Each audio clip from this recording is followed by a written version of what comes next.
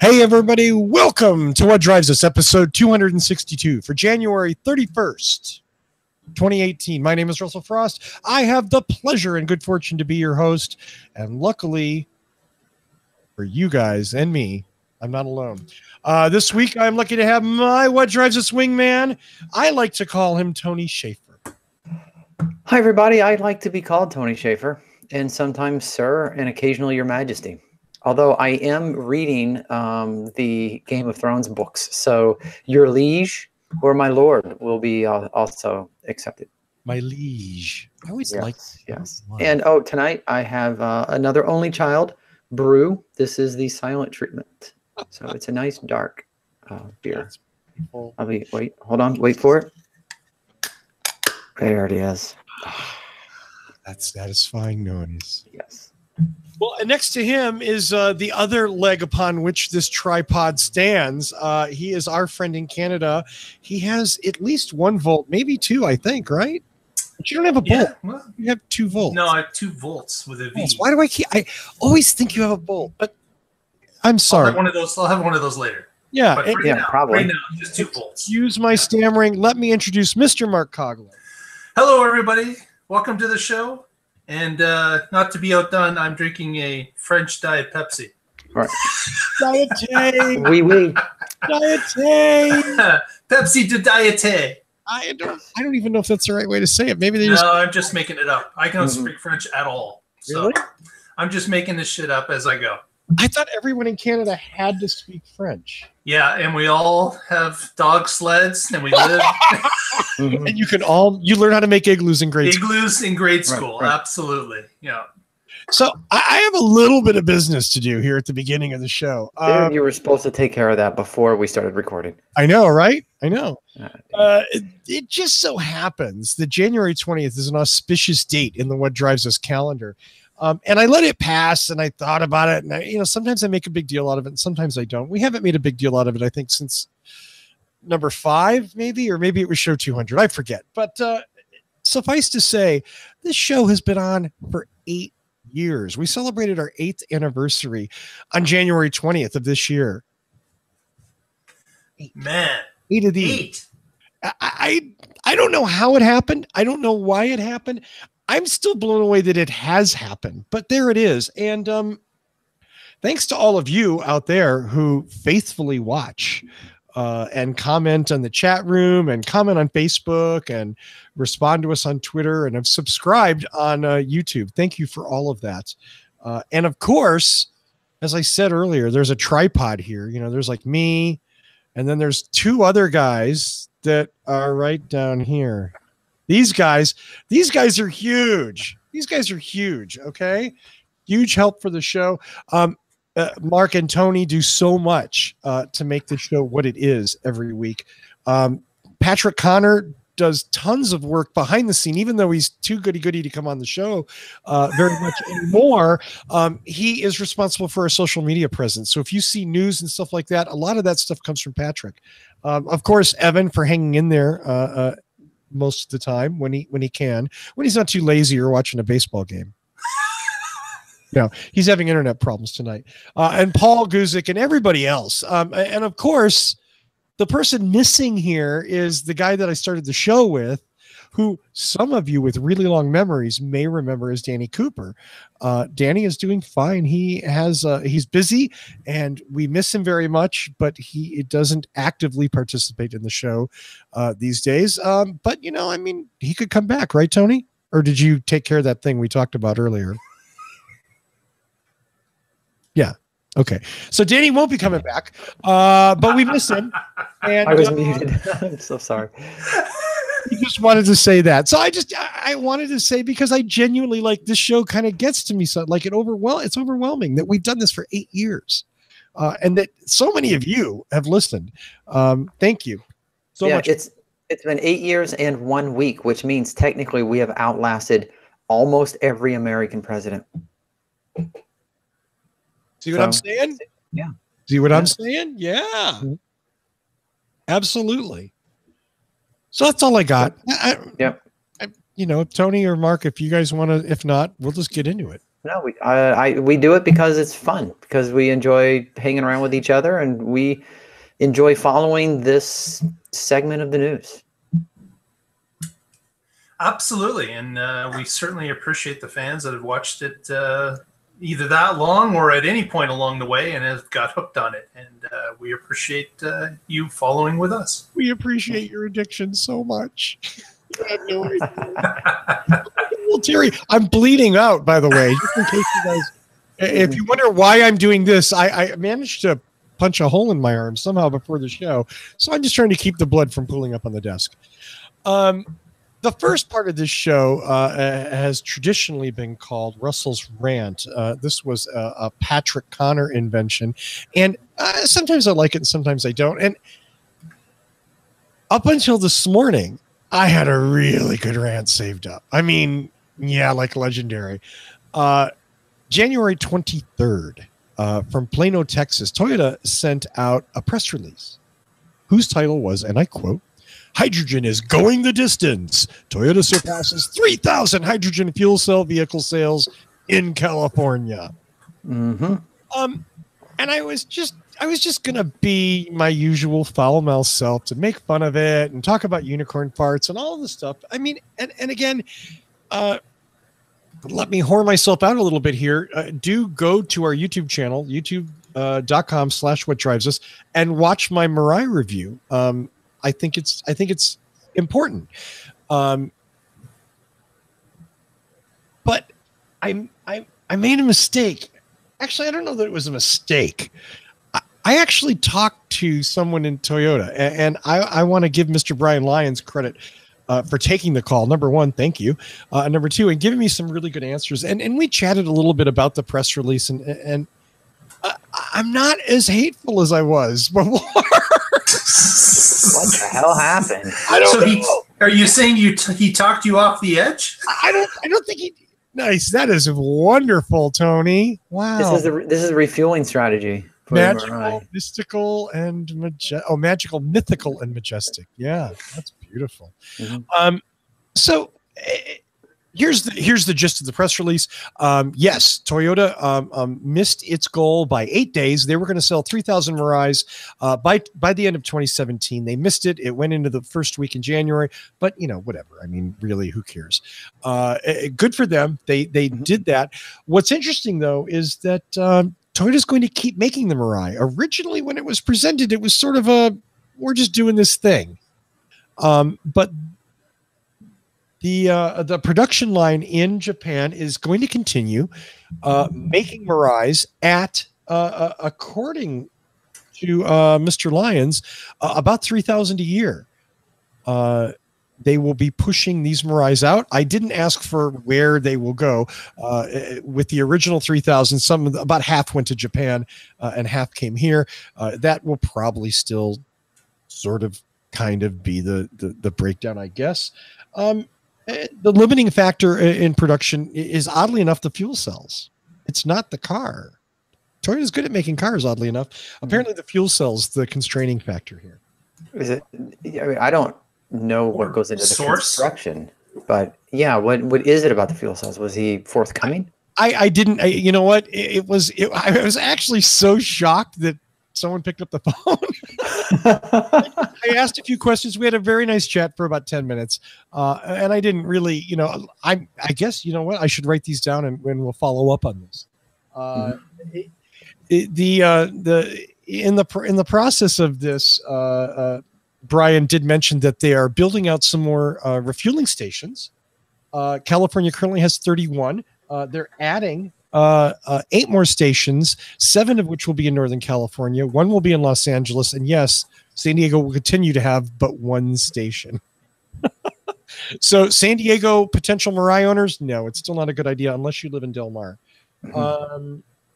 They are also going to be building some stations on the East Coast. And, you know, we, as we've said famously on the show, I think we all have problems with hydrogen. The problem is the hydrogen doesn't make sense to produce. The fuel cell car itself is a wonderful thing, but it doesn't make sense for a consumer automobile. And I guess that's all I'm going to say. I was, like I said, I wanted to be really mean and angry, but I'm not. I have to give Brian Lyons credit, man. He talked me down. I talked me off the edge. I still think the Mirai is a great car that makes no sense whatsoever. And hydrogen as a fuel for consumer cars is stupid, but cheers to Toyota. You know, there you go. Show title, Talk Me Off the Edge. Oh, yeah, I gotta write that down. That's all right. We got the first candidate. I'll write that down. Those in the chat room, feel free to send us show titles during the show, and maybe we'll choose one of yours as well. So, thank you. Thank you for saying that, because I'm horrible at picking the show title, and the chat room usually comes up with great stuff. Yeah, they got some zingers. They do. So that's all I got on the Mirai. And the next thing sort of kind of dovetails into this is a story that Tony has. Yeah, I saw the headline and I'm thinking, okay, so apparently we're going to have to talk about this again. I have a picture I want to share. So, yes. So here is a picture of Faraday Future's former CFO, Stefan Krause, saying, the amount of bullshit I sold you comes all the way up here. And in fact, I think he actually had to stand up after a while. He's actually on a ladder at this point. Yes.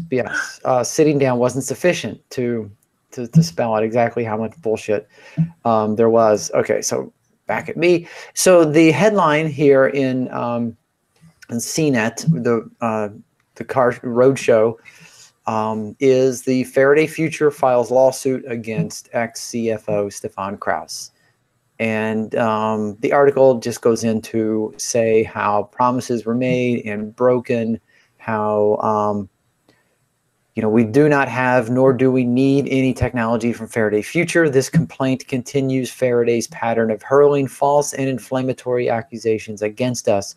We will respond to the many recklessly inaccurate allegations in this desperate lawsuit at an appropriate time.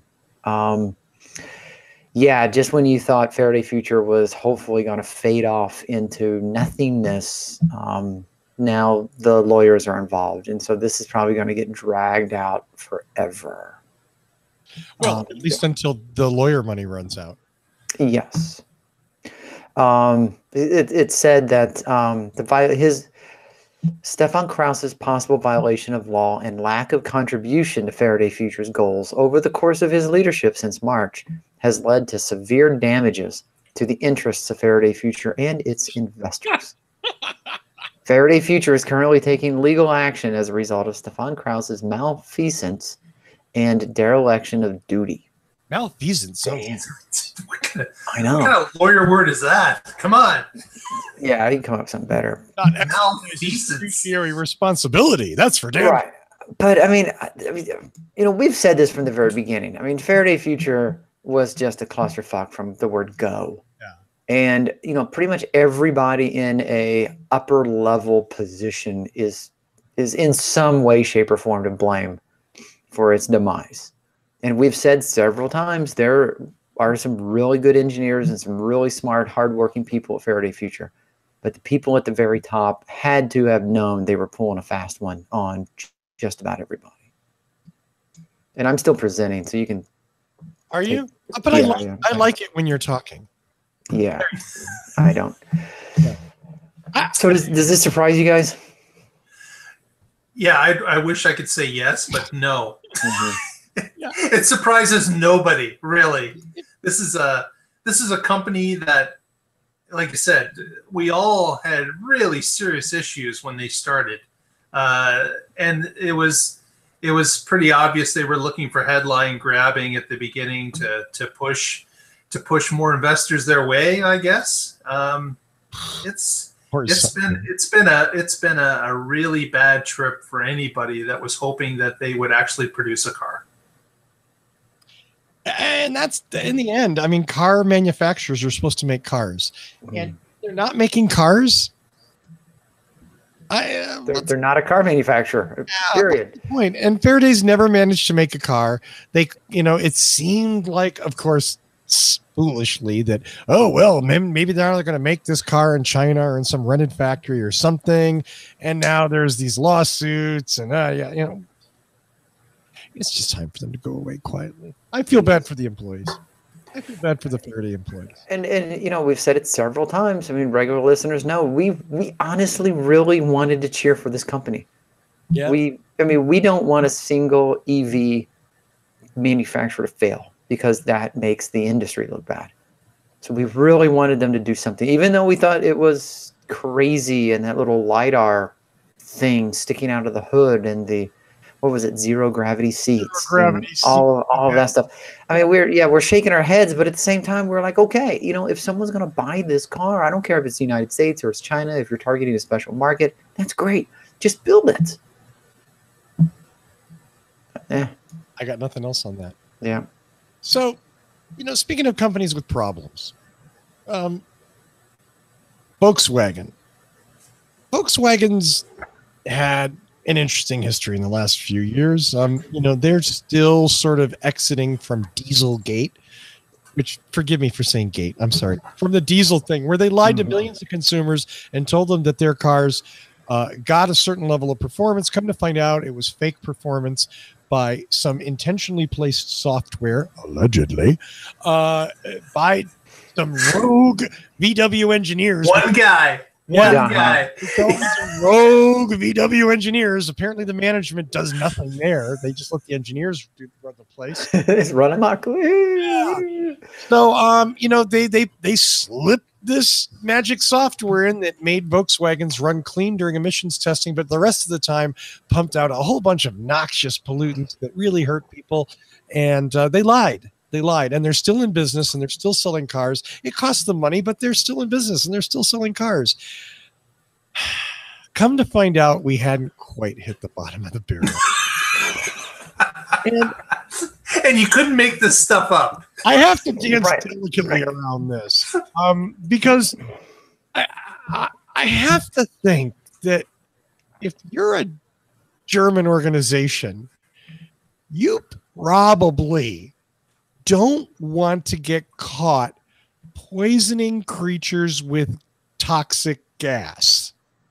Really bad. That would be the last thing you'd want to do. Still too soon. Yeah, bad optics. Right. It's always going to be too soon for that. And guess what VW did? VW put monkeys and their toxic exhaust into controlled situations and watched them die. One might say gas chamber. Yeah, one might say they gassed 10 monkeys. No one, but apparently these rogue engineers at VW thinks that diesel fumes aren't anything but deadly. And come to find out, these 10 monkeys showed them that they were deadly. That's just wrong. But that's why we have to dance around this. That's why we want to talk about it, but we can't. The jokes write themselves, but no one wants to tell the jokes because it's awful on so many levels. It's so outrageously stupid that. Here's the thing that gets me. I'm not even going to go there. Here's the thing that gets me. Once again, Volkswagen management is saying that this was a rogue group of engineers, that management had no idea what was going on. Frankly, their management all needs to be unemployed, because this is the second time rogue engineers have done something crazy that their management didn't seem to know about. And if management doesn't know what the engineers are doing, then what's the point? They might as well just not be there. So anyway, these go ahead. Rogue testers use their own money to acquire 10 monkeys when in evenings and weekends, built an entire elaborate system with nobody knowing or authorizing any of it. Come on, that's bullshit. Yeah. Why would they? Again, why? Who thought of part of this, and no one put two and two together and thought about, gee, when this gets out, isn't it going to appear that we're doing something that we said it should never happen again? Like who in their right mind would say, let's put some creatures into a chamber and pump gas in and watch them die? Like, it's just insanity, absolute insanity. Yes, absolutely. On several levels. Yeah. Yes. Yeah, depraved, irresponsible, reprehensible. I've seen lots of words to criticize this. And it's not a one time, like, I wrote an angry email when I was upset and I sent it. This was, you had to orchestrate. There's planning involved. There's planning, orchestration, there's building, there's acquiring, there's, hey, today on my to-do list is gas 10 monkeys. Yeah, what are we going to do with the dead monkeys? They had to think of that. Yes. Like, it's craziness. Right. It's absolute craziness. It's like you said, the jokes write themselves, but they're painful jokes, and we can't even joke about it. Like, it's unbelievable. Right. Meetings were held. Yes. That's it. I mean, we have. Yeah, we may as well just put it to bed, because you can't explain it. It's just just outrageous. Yes. Yeah, we have to talk about the monkey in the room, but then we just want to move on. So let's talk about the other monkey in the room. Green Car Reports, our friend John Bolker reported yesterday that both GM and Toyota have been lobbying Congress.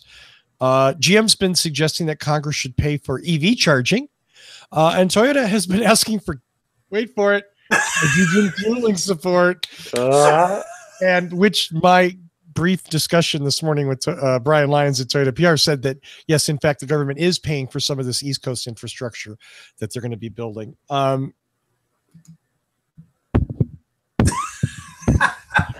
a way, I can deal with the GM asking for EV charging, although GM, you know what? There's that little company called Tesla. One of the few things they've done right was build their own charging network. Get your shit together. Yeah. And so I'm sorry you don't get any government money, but do it. Just do it. You make money, spend it, do it. It seems almost now at this point that if GM convinces the government to build a charging infrastructure, someone needs to reimburse Tesla for all the upfront work they already did. You know, Tesla paid out of pocket. And now for companies to go to the government and say, well, you have to pay for this to make our business more attractive. No. That just doesn't seem right to me. I don't know. It's something that, okay, that, yeah, I own 2 GM vehicles, plugins, but I don't think GM has to build it. There's many different networks out there that you can use, and of course, everyone that owns a plug-in car, you know what? They're doing 90% of their charging at home anyways. It's an overnight thing that everybody does. Once you want to plug in, you understand, Tony. I'm sure you can agree with that statement. Yeah. But it's something that GM is asking the government for, that type of money. I don't know how much money. I don't know how much support they want, but it is, you know. I think they're just asking because they can. They have that ability. So let's throw the line out and see what happens. If someone's going to help us with it, then we're quite happy to point them in the right direction. Just, you know, it's almost like the government incentive in the U.S. for the $7,500 tax credit. That was something that was thrown out, and the government participated to help all EVs become, I guess, more mainstream, and that's another program that was put out there. So I guess GM's just testing the waters, seeing if if they want to help, they'll help. If they have enough lobbying arm, maybe they'll force it through. I don't know. But now I would argue, you know, going against what I just said, because I can argue both sides of the coin. the one advantage, for GM going to Congress and going to the government and saying, hey, you should help fund this, would be that they use, let's say, the J1772 or, an established a standard.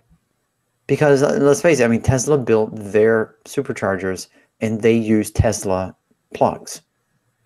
So if it is federally funded, at least we would have a federally regulated standard that all manufacturers could agree on or should agree on if you plan on using, the governmentally funded charging stations. I think my problem with GM here is that GM has consistently, for years, refused to build any infrastructure.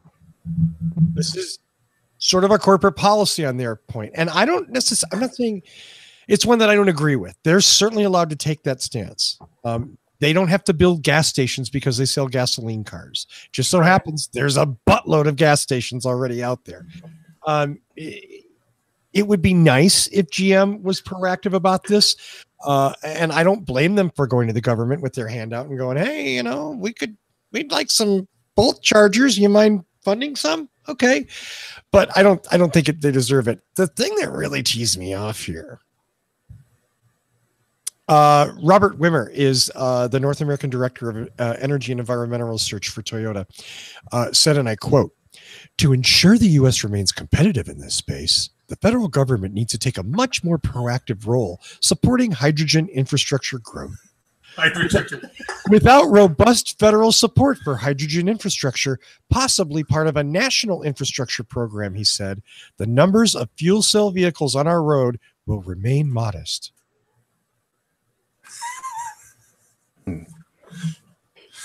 I'm going to vomit. I'm sorry. Again, you know what? I don't expect people who work for corporations not to exhibit the naked self-interest that most companies have. It's in Toyota's interest for a national hydrogen infrastructure. It's just in no one else's interest, except maybe Honda. And even them, not as much. I don't know who benefits from that, aside from Toyota. Well, that's it. Yeah. Yeah, that's true. I can get pissy about GM not wanting to build EV chargers, but the truth is there's a bunch of chargers out there, and it would be a nice selling point if there were dedicated Bolt chargers or something everywhere, like the Supercharger network. But okay, so GM doesn't want to do it. But also the point that there are several manufacturers that are producing cars with that standard plug. Yes, absolutely. Yeah. Yep. But the idea that Toyota thinks that it's a national priority that we build a hydrogen infrastructure. Wow. Yeah, I'm not seeing it. That's too many mimosas at breakfast, my friends. Sorry. What is that? What is that? 3, 4? That's probably 6. Okay. Yeah. Because 5 is just fine. Right. There's nothing wrong with breakfast are good. Yes. Yes.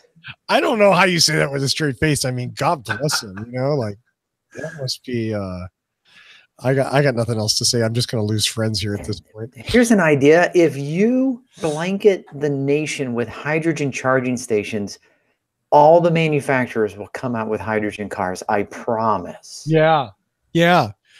Well, Toyota's building 3,000 a year. And cars. Half of them to the U.S. And 1,500 cars a year to the U.S. Yes. I know. And that's a percentage of the number of cars on the road right now. That may It's be a a very, blanket. very small percentage. It is a percentage. You're absolutely right. Yeah. Speaking of numbers and percentages, this next story has me royally pissed off, which is sort of the theme of the show, right? How pissed off can Russell be? On January 26th, John Volker, our friend at Green Car Reports, wrote a wonderful story about the Los Angeles Police Department, the LAPD. Turns out the LAPD bought a whole bunch of electric cars and plugins. Turns out police don't really like to drive them. Yeah. Turns out that I want to say there was 300 BMW i3s. I don't see that number. I remember that earlier story that they had a sweepstakes of what vehicle they were going to choose, and they had several of them lined up.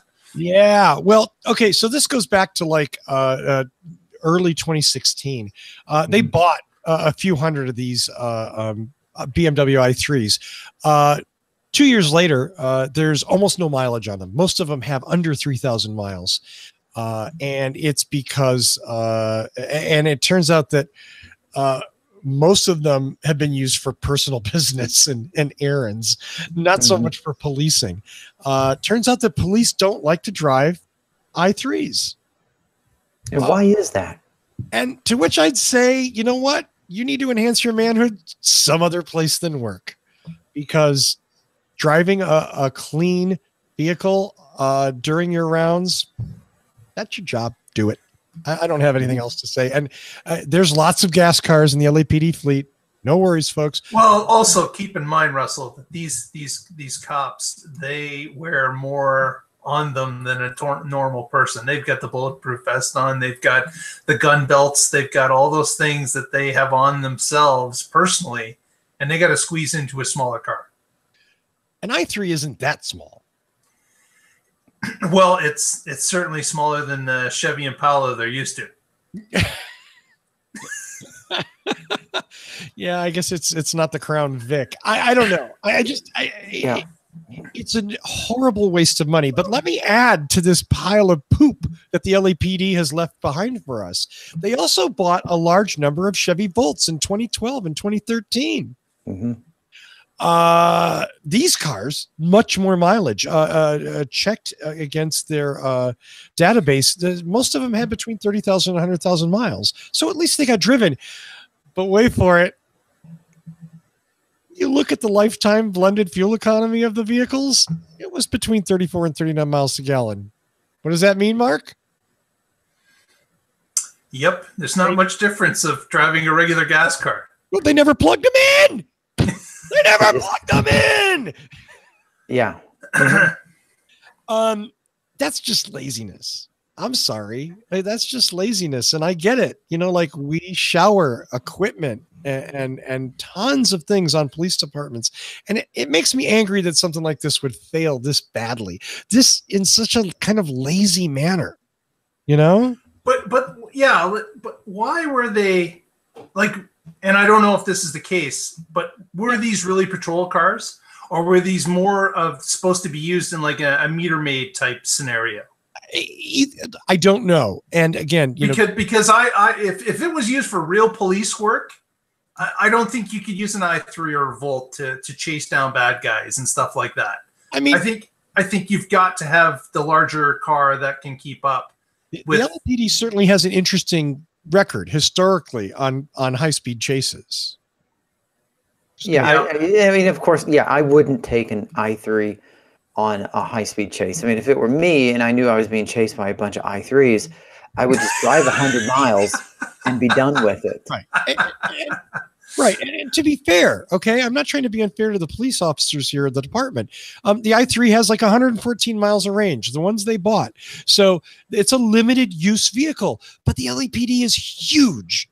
And there's certainly some use they could have put these cleaner vehicles in. Instead, somebody jumped into a gas car and did what they've done for years and years and years and added to the pollution. And these cars sat.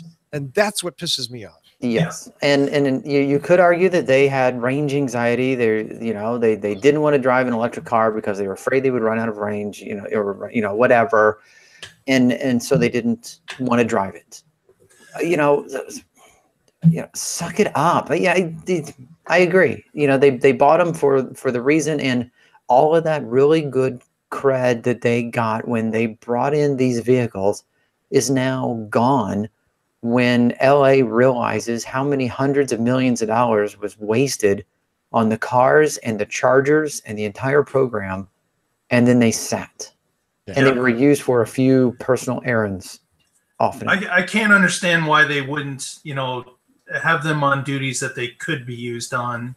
Like, it just makes no sense. Just force people to use them. You're going to drive this car. I really believe that it had nothing to do with the regular policing. I don't believe that those vehicles were put on regular police patrols or even offered to be done that way.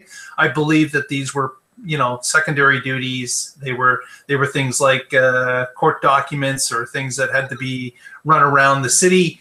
And there's no excuse for not using the vehicle for those reasons. Exactly. Thank you. I'm not saying every beat cop had to drive an i3 and shame on them. What I'm saying is that the department had these vehicles and didn't use them.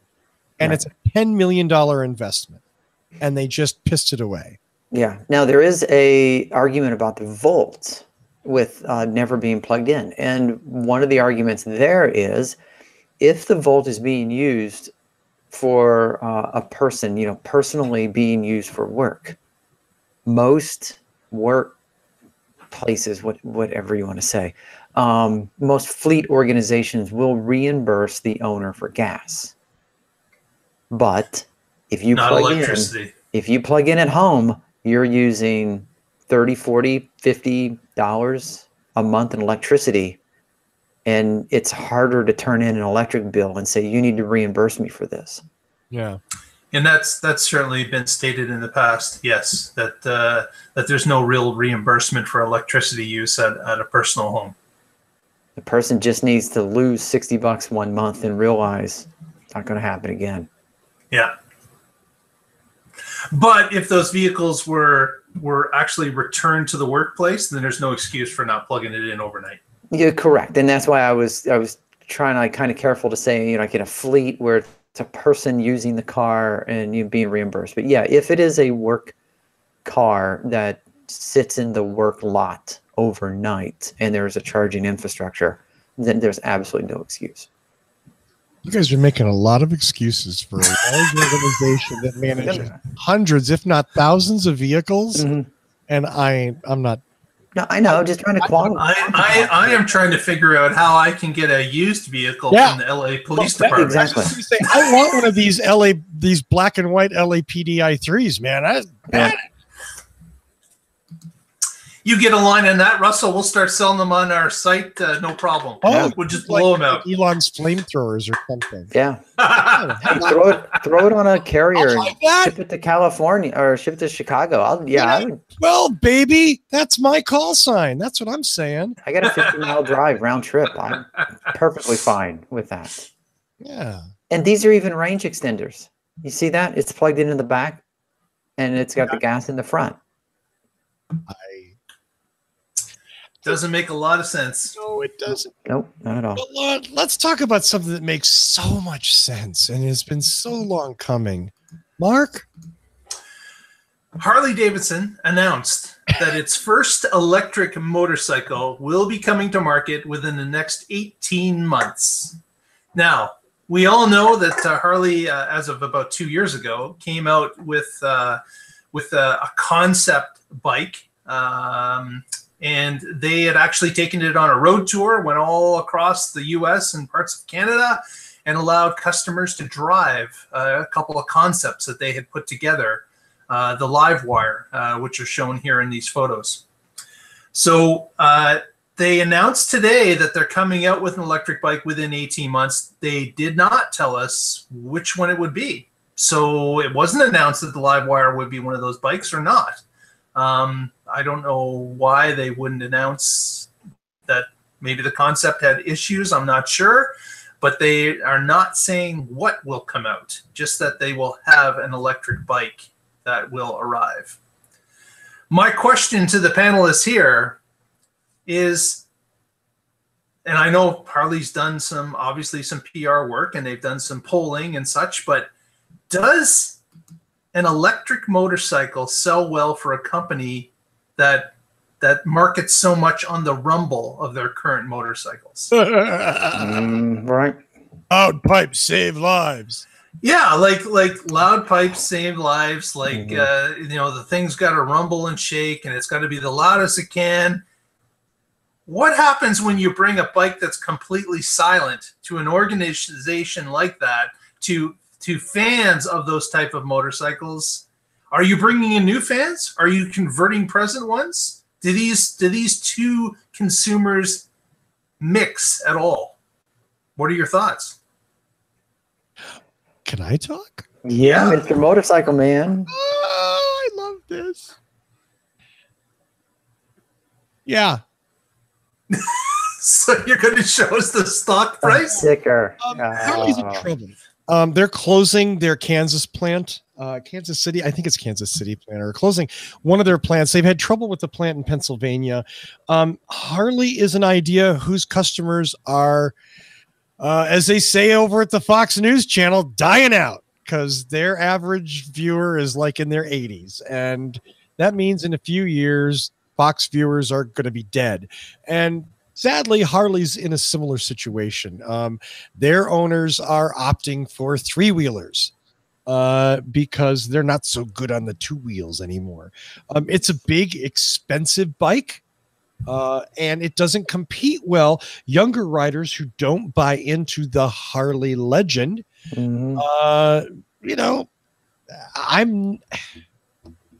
Boy, this is going to generate some really shitty emails. Bring it. I like Harley historically, but I've always disliked the brand.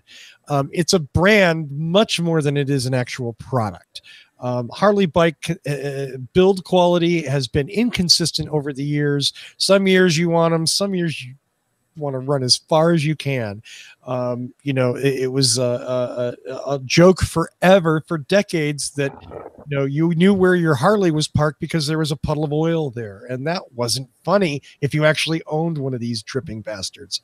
What Harley Davidson has succeeded in doing with a brand is impressive. What they've succeeded in doing with the actual mechanical build quality of their motorcycles is arguable. Let's just say that. It certainly satisfies a certain sector. So do I right now, if you guys wanted to bet with me cash money, is Harley going to have an electric bike on the market in 18 months?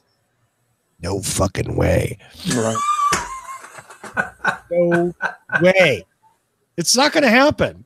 I don't think they're capable of it. Mark brings up who was it, Mark or Tony? Which one of you brought up the noise thing? Me. I mean, Loud Pipes Save Lives is an actual sticker that Harley owners love. I mean, they love that. This goes against everything that their base believes in a bike. Sustainable, something that doesn't require a mechanic in the family, something that's quiet. It's just... There's no oil to leak. Yeah, whether or not you just have to spill a quart on the floor every week. It's a Harley electric motorcycle is almost an oxymoron. Right. So is this an attempt just to grab some new clients because they know that the old ones are dying off? I mean, they tried with that. Gosh, I'm trying to remember. They made kind of a sexy futuristic bike, and they tried with that, and that's, but in the end, the people that buy Harley want to buy a Harley. They're buying into an idea. So what if they sub-branded? Do you think they could get away with that? They could sub-brand? So become the Saturn brand of Harley? But then they're going to build new dealerships because the electric bikes are going to sit in the same dealership as the gas bikes? Yeah. I don't know, maybe. I mean, or does this become the first EV that has a stereo speaker system in it that makes a rumbly noise as you drive it? Yes, it could. It could. I don't know. I think you look at the way they made this announcement. You look at Harley's history. This is bullshit. Yeah, you think it's just headlines? Just getting headlines? I'm sorry? Oh, you said you think it's just getting headlines? Just any news is news? Know that they care about that. This was part of a fourth quarter financial thing. I think it was somebody, something they throw to stockholders and go, look, Harley is staying current. Those electric bike thingies, they're going to make one. I don't. Yeah. Please don't sell your Harley stock is what that's on. I don't. I don't get it. Craig, I can't remember his last name, but had Bramo motorcycles. They were really cool motorcycles. He developed a really great electric bike powertrain. Craig Bramsher, excuse me, sold out to Victory Motorcycles. Are you guys familiar with Victory? Yep. Yeah. So Victory, very much a Harley kind of clone. You know, it's a big, burly, loud bike. Guess how well the electric Victory went in Victory dealers. Most Victory dealers didn't even carry it. And if you'd ask them about it, they'd like start laughing. The people that these companies sell to have no interest in this product. And I don't know how Harley reaches out to people who might be interested in it. You know? Right. Even though it's technically better in lots of very easy to demonstrate ways, I feel like I'm rambling really long on this one. Sorry, guys. No, do you think this is a situation? Okay, so let's say, in theory, after all of that, let's say perhaps they carve a niche. What kind of range or what kind of situation could they possibly have? Because you don't have a huge undercarriage or cargo area to fit a big honking battery. I mean, they are very space constrained. Well, again, that may be part of the reason that they're 18 months away. The Livewire, I believe, had 60 miles of range. That certainly is not enough. They want more. But, if they could get through a couple generations of batteries, they may be able to push that up into a more respectable amount. But again, that could be part of the 18 months too. I'm not sure. I mean, Harley's a big, heavy bike. So could you hide enough batteries to make it work? Yeah, probably. But again, who wants this?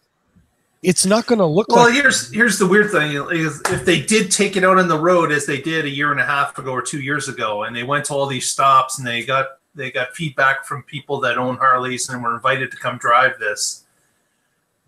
If they got the wrong answers back, then you're right, Russell. All they're doing this is throw this to the stockholders that say, you know what, we're thinking about this.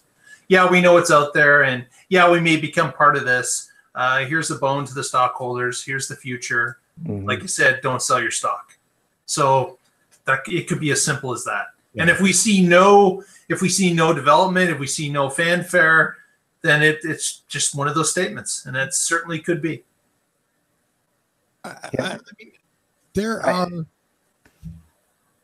Suzuki, Kawasaki, Honda, all good-sized companies that manufacture motorcycles. Not one of them has an electric bike.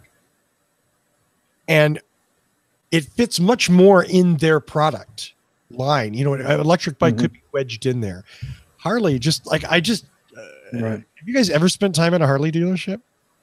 I've been to one. Yeah, you have been. Okay, so I mean, if you're there for like it's more about selling accessories than it's about selling bike, in my opinion. The jackets, the T-shirts, the hats, the stickers, everything. Like anything you could possibly have with the Harleys, that takes up over half of the dealership. Flamethrower. There you go. Yes. Harley has been brilliant at building their brand and their accessories based on the legend of Harley. The legend and the lifestyle that is Harley Davidson. Absolutely. The Harley Owners Group thing was a hugely successful project for them and reinforced their base. But again, I don't see how this fits in with them. Not at all. Yeah. Could this backfire in a way that, they make this splash to try to tell investors, don't sell your stocks, but the investors hear this and they're like, oh my God, I am so getting away from this. I don't think investors, I have nothing to say about that. You did, and then you caught yourself. Yeah. I think more importantly, what message is this going to send to Harley owners? Are Harley owners going to be negatively impacted by this? Are they going to feel that Harley's going back to the bad old days and that their hog isn't as sexy cool as it was before electric? Maybe, I don't know. I mean, I just don't think it's going to appeal to any of them. Well, let's see if we hear any news in the next 6 months. Or if it just goes away. Like Harley. Our final story, or my final story for the evening, is a company called UJet. UJet, speaking of electric bikes, is making, wait for it, an electric scooter. But see, this is so wrong coming from Harley, and that motorcycle was actually kind of, I dare say, kind of sexy and mean and good. I see this and I just want to fucking puke. I mean, seriously, I like the idea of an electric scooter. I someday want to own an electric scooter, but not this one. Why? It just doesn't look cool? It's not that it doesn't look cool. It just, to me, looks asinine, stupid. I don't, the spokeless tires. Okay, maybe you've gone a little too far. The hinge right here, the I don't know, minimalist, I guess they're going for. It's not me. It makes you sad. It makes me sad. I would buy an EV Vespa before I would buy this. Well, you may have a chance. Who knows? Or Piaggio MP3. I don't know anything about UJet. It's a cute little scooter, or it's a horrifying machine, depending on. Here's ugly in black. They're supposed to make it in two versions, one a 70-mile range, one a 90-mile range, which is really good for a scooter. Top speed of 30 miles an hour. That's pretty much scooter kind of standard. It says that the cool thing about it is that it's integrated technology, which always worries me because that means there's a whole bunch of bullshit that they've stuck on there that may or may not be important to somebody riding a scooter. Am I worried about a built-in dash cam? 2 separate USB ports, GPS, Bluetooth. I mean, I want a place to hold my phone. Like the cars, you know what I mean? Like I don't, and of course it's going to mean that guess what? This scooter is going to be priced in the neighborhood of $10K, which means $14K. So, I mean, Tony, I'm kind of with you. I don't think it's horrible, but I think it's okay. I just don't. I'm waiting for the Harley. Yeah, I would buy a Harley over this, to be honest. I would rather have that electric Vespa because I love the classic Vespa style. There's a lot of room in that design for low down batteries, which are good. You don't necessarily want them up by the seat. You want them down between the wheels. So it offers stability because scooters have small wheels and go fast and can be a little crazy to drive. Is that a little too deep into scooter technology? I'm sorry. No. So, you know what? I'm one of these things that the summer they're going to hit the U.S. market in the summer of 2018. I'm going to be looking for these. Believe me. Yes. You got to put this on the calendar in the summer. This summer, search for, I forgot now what the hell, UJet. And see where they are on the streets. Facebook? Yep. They've got to have a Facebook page, right? I'm guessing. You know what? I honestly did not look, Tony. That's a good question. I'm looking right now. UJet electric scooter. Do that. Hey, Mark, do you have one more thing tonight? I do. Going to be next week, going to be able to test out the unicorn that we know as the Mitsubishi Outlander plug-in. Actually, they say I'm going to be able to drive one. So we shall see. And if I do get to do so, I will certainly take some video or pictures at the least of my experience. Did I say wow? Wow. Yep. I have sort of one more thing too. I just finished a week with a car that is unique in my experience with What Drives Us because it kind of goes against everything that What Drives Us is about in one sense. It is chock full of every bit of possible technology you could imagine, but it's a gas car. In fact, it's not just a gas car. It's a V8. It's not just a V8 gas car. It's a rear wheel drive V8 gas car. Is this the Mad Max car from the movies? Driving. So I just finished a week with this car. These are some screen grabs from the video that I'll I'll be coming out with soon. It's the Genesis G90 Ultimate. It's a 5-liter V8 car, full-size sedan, and there you go. That's the one I should have led with right there, right? It's an amazing car. It really is genuinely. I never thought like a gas car could hold sway over me at all, and it did. I have to say, it was a lot of fun to drive. This is a 5,000-pound car that isn't full of batteries. I don't even know how that's possible. Anybody want to guess my my mileage for the week? My MPG? I think with the lead up, it's going to be bad. I'm going to say 32. 26. Oh my god! I think I peed myself. So 18. 11, Say what? 11.7. No. EPA is 16 and 19 on this car. How is it possible? Is that a to get that 1976 low? model? This car is like going back in time to 70s America. Is it possible to release the handbrake?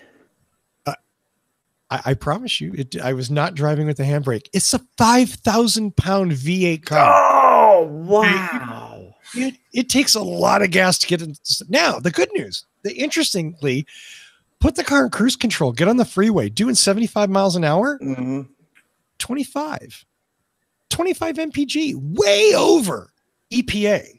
EPA on the freeway is like 19. Okay. And I got easily 25 on my trips up and down hills in California, the whole thing. This isn't about an ecologically responsible car. This is about a really cool piece of technology that is gigantic. And meant for the interstate. It's a long haul car. You know what? If 4 adults were going to drive from LA to LA, whatever, you're going to take a trip. This is the vehicle without question. This is the one you want. It is every possible creature comfort that is in the front. You know how it's normally like, you don't even like the passenger seat doesn't even get stuff. Everything in the front is in the back. Okay. It has its own HVAC system. The seats lay back. Cool. It's electric. I mean, it's crazy. It is a full-on crazy car. And I had a lot of fun driving it. It's just, it was so out of my wheelhouse that, you know, for the first 3 days, I didn't know what to do. You know, like I'm looking at 9.5 MPG. Like, how is that even possible? Filling gas on the ground as we drive? You know, but it gets up and goes. It's fast. It's very, very fast. It's $71,825. Holy moly. Did I say that out loud? $71,825. But if you remember when we were watching the Faraday Future launch, we were speculating that it was a car for people who get chauffeured around. Yes, this car is that car. Yeah, so this is the car that people who get chauffeured around pay $71,000 for, and they have all the creature comfort. Yeah. Without a doubt. And I don't want to go deeper into that because that's sort of one of the hooks that the full review is going to have. YouTube.com/whatdrivesus kids. But yeah, there's that definitely. If you in the mid 70s, if you want to know where the Lincoln Town Car was going to be in the 2018s, Genesis did an amazing job. It is an outstanding car. And yeah, if you want to be driven around in style, this is damn stylish. I'm looking forward to that review now. Thank you. Yeah. I hope you'll enjoy it. Well, shout outs, kids. Tony, you want to start? Well, as usual, I want to give a shout out to everybody who's in the chat room. And did we get a title? We got one put in that was, I'm going to find it. It was Toyota's Platinum Blonde runs on unicorn farts. Wow. From Eric, mentioning that fuel cells use platinum. Yes, they do. In the manufacturing. And so he went with Platinum Blonde, which kind of Yeah, I could see that. And we have all the usual suspects. I mean, we have Eric and JT and Zachary joined us tonight. Hi, Zachary. Feels like a new name to me. Chris. And let's see. Then I have hardly even drunk my beer. I need to work on that. Show. Yeah, I know. I need to chug. But let's see. Oh, shout out to John B, friend of the show. Thank you. Tomorrow is his birthday. So if you happen to bump into John B tomorrow, wish him a happy birthday. Happy birthday, John. Happy birthday, Mr. President. Excuse me. Yeah. Our friend John is the president of Canada, and it's his birthday tomorrow. I'm damn glad to know him. Mr. Mark? I didn't vote for John. I don't know John, but happy birthday, John. He's your president. You could show a little respect, okay? That's something. And he's so good at his job, you didn't even know he was. Didn't even know he existed. Right. Absolutely, absolutely. No, that's it for me. Thanks everyone for watching the show. Follow us on What Drives Us on all the social media, Twitter, Facebook, and our YouTube channel. Press the subscribe button, and you'll be notified about shows that start when they start. So please do that for us. Absolutely. Let me reiterate that. YouTube.com/What Drives Us. Please go there and subscribe. Please share that on your Facebook page or your Twitter feed or whatever. Tell your friends to come and subscribe. Please. I really, we need, yeah. Okay. Do that. Thanks. Twitter @What Drives Us, Facebook.com/What Drives Us. As Mark said, we're What Drives Us everywhere. As always, I want to thank Michael Mannering for our theme music. Visit him at manthing.com. That might be all I have. My thanks to Tony and Mark. Thank you. Guys there. Happy anniversary. Happy anniversary, us. Happy anniversary, everybody in the chat room. 8 years, and I promise we're going to keep going. So, Right. I'm at the car show next week, so watch for videos on YouTube. Tony's at the Chicago Auto Show next week. Mark is at the Toronto Auto Show in 2 weeks. Yep. 2 weeks. 2 weeks. So we'll have great reports from both of them at both shows. Looking forward to that. Otherwise, all I can say is, as always, thank you so much for watching and or listening. Tune in next week and find out what drives us. Oh, I hate when I don't pot that up. I need an engineer. Does anybody know an engineer? Yeah. Nope. That's all I got. Hey, thanks. Tune in next week. We'll see ya. Oh, that's that. Dun, dun.